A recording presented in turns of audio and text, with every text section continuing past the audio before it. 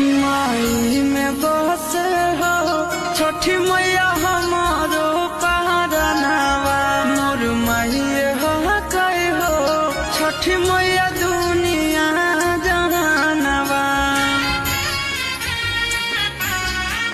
माई में बस हो छठी मैया हमारो पहरनावा से माई हो कहे हो छठी मैया हमारो पहरनावा। चिंटू राजा शिशु नंदन छठी मैया दौड़ा लेके तोहर साल हो हमरो मोर मोर माई के लागे रहे सब दिन खुशहाल हो हमरो मोर मोर माई के ला